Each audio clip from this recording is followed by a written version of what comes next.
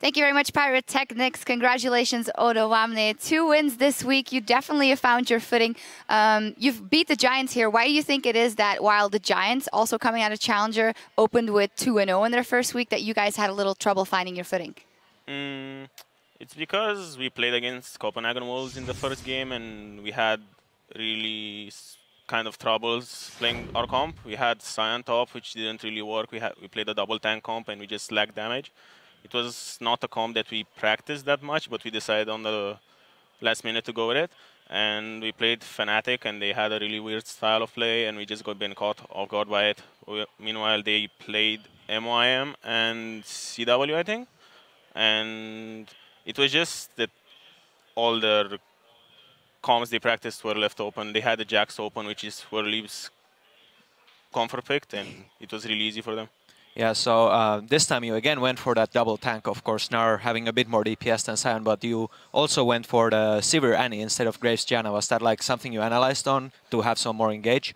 Yeah, we decided it's better to have a more utility and engage bot lane because we did really well with it, because we did just more comfortable when we decide to start the fight instead of when they start the fights on us and we have to play on the back foot. You mentioned Werlib before, and that's been what we've said about Giants. Also, they also want to get him fed, and if he's on Jax, that's really bad for him. Was that your specific thing you were keeping into account in this game as well, that you wanted to focus him this time around, or you thought you could just one-on-one him? Not really. It's because of the level 1. They blew a lot of flashes after the level 1. We decided to put pressure on the top lane because Cassiopeia wants to play really aggressive in the early game, and if she has no flash, she's easily punished. So we just decided to put a bit of pressure on the top lane so he starts getting behind and behind as the game goes on. Let's actually take a look at a replay. Let's get that up on the screen of where you're putting pressure on the Cassio. A very nice play from you together with Lulex. We can roll the clip and you can talk us through it, Odo Wamne. You can see it on the screen. Oh yeah, Lulex just cleared the ward and now we decided to go in. And I started tanking the tower and I told Lulex to just go in because I keep tanking the tower. And he did a really nice job of that, of dodging the Cassio ulti, and we just easily dived him. Yep, very nice play, Deborah, you guys. Let's actually immediately roll the second clip we have lined up for you guys where you demonstrate just exactly what you can do with your engage comp. You can walk us through that one as well. Yeah, like we saw them out of position and Voidal gets a really good flash ulti here and they just like stack up on top of my ulti and we just start cleaning up the fight really easily because we have severe mobility to just catch up to them to match their mobility. Very nice of you guys. What's the main step ahead you think you've took as a team in coming into this week? We revised our play style. We decided what went wrong in the first week, and we just play our comfort picks and our comfort comps.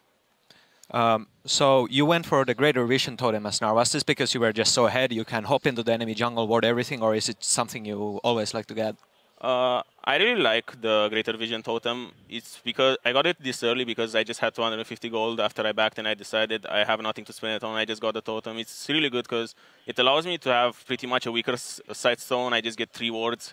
I permanently have 3 wards on the map and I just walk around and drop wards and you have good vision control with it. One final question for you. When Krepo was on the desk last week, he said that he thought you were the player in H2K that was already on LCS level, even though there were some new, most of the team is new and first time in the LCS. Do you feel that pressure on you? Are you the captain in that team? Do you feel that you've got those qualities? I consider myself as the captain of the team because I do most of the shot calling. I call the fights, I call the rotations, I call the strategic plays that we need to do to get the win.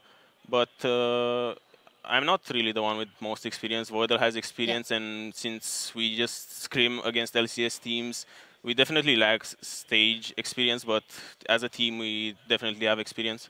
Yep. Well, good on you guys. 2-0 in this week. Congratulations. It's time to hear what you guys on Twitter had to say earlier. We asked you, what new player in the European LCS do you think is making the biggest impact and why? And here are some of your responses. The first one is from @Ziga3232. Power of Evil has to be one of the best of the new class. Great mechanics and not afraid to get flashy to make the highlight reel. Cyanide, what have you been thinking of Power of Evil's sick plays? Yeah, like I said, I think Unicorns of Valve really have this potential to be the new Lemon Dogs, and Power of Evil is an insane mid laner. Like, he has sick mechanics, he just needs a bit more practice and eventually he can make it up to the top with Froggen and XPK. Second one is from @TKS Jarl Carl. Definitely got to be Rain over. He's doing a great job filling Cyanide shoes. Fnatic's Rain is not over. I'll brush off your shoulders there. Yeah, I left some shoes to fill, and he's really doing a great job. Just MVP of the LCS so far. Odoamne, you guys played versus Fnatic last week. How is that pressure he's putting on the enemy team when he's playing? It's not really Rainover that puts a lot of pressure. It's just Yellow Star, and the jungle support synergy is really good on them. They just roam together as a team, and they just get fights out of nothing. The last one is from @GNUMIDLOL. A new player with great impact has to be forgiven. First 3 games in the LCS and no deaths as an AD carry. If that isn't impact, I don't know what is. And it is indeed, it is no new player. He is coming back into the LCS, but it's paying out dividends even more for him in SK. Yeah, the best part about that lane as well is Enrated and Forgiven. They make such a strong bot lane, just doing very good every single game, stomping their lane opponents even, and just snowballing those games out. Forgiven, never dying, just positioning perfectly and playing a very solid game. Yeah, they're up in 2 games when they play SK Gaming. Thanks for when they play Unicorns of Love, sorry. They couldn't be playing themselves. Maybe then they would lose a game. Thanks for sending those in. Remember, you can still chime into the conversation by tweeting @LOLesports and using the hashtag LCS. Now, we'll be right back with Elements versus Roccat, but before we go, let's take a look at one more tweet from @KChan that writes, "This is how we LCS." Looks like a great way to enjoy the great outdoors. Thank you very much for sending that in. It's time for us to go on cooldown. See you back here in just a minute. It is the Giants versus H2K.